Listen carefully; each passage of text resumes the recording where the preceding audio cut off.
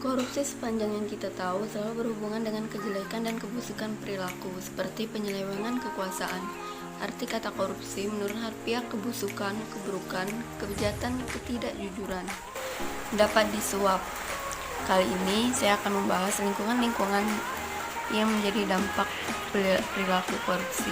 Dengan menurunnya kualitas sumber daya manusia menyebabkan Indonesia menjadi negara yang kurang kompetitif dan lemah. Daya saing Indonesia dengan negara lain mengalami penurunan dan bahkan dari level yang rendah seperti tenaga kerja Indonesia yang diisukan memiliki penghasilan yang lebih rendah dari negara lainnya.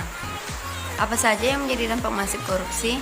Yang pertama, dampak ekonomi. Dampak korupsi terhadap ekonomi antara lain angka kemiskinan semakin meluas, berkurangnya legitimasi dari pesan pasar, barang dan jasa berkualitas rendah, tidak adanya motivasi pertumbuhan ekonomi dan investasi, hutang negara semakin meningkat. Kemudian dampak sosial dan kemiskinan masyarakat. Dampak korupsi terhadap sosial dan kemiskinan masyarakat antara lain lambatnya penuntasan kemiskinan, mahalnya harga jasa dan pelayanan publik,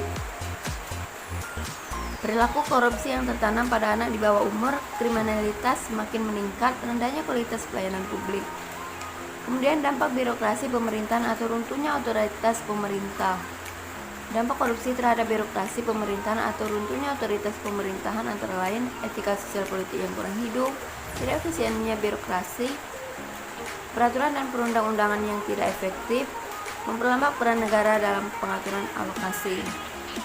Kemudian dampak politik dan demokrasi. Dampak korupsi terhadap politik dan demokrasi antara lain hilangnya kepercayaan publik pada demokrasi karena terjadinya tindak korupsi besar-besaran yang dilakukan oleh petinggi pemerintah, legislatif, yudikatif atau petinggi partai politik. Kemudian hancurnya kedaulatan rakyat yang disebabkan kekayaan negara hanya dinikmati oleh sekelompok tertentu, menguatnya plutokrasi atau sistem politik yang dikuasai oleh pemilik modal atau kapitalis. Kemudian dampak penegak hukum. Dampak korupsi terhadap penegak hukum antara lain tidak terwujudnya suatu keadilan dalam masyarakat, hukum yang bisa dibeli, hilangnya kepercayaan publik terhadap proses dan lembaga hukum, fungsi pemerintahan tidak dapat berjalan dengan maksimal. Dampak pertahanan dan keamanan. Dampak korupsi terhadap pertahanan dan keamanan antara lain lemahnya alutsista sehingga dapat menimbulkan kerawanan Hamkamnas, garis batas yang lemah, kekerasan dalam masyarakat semakin menguat.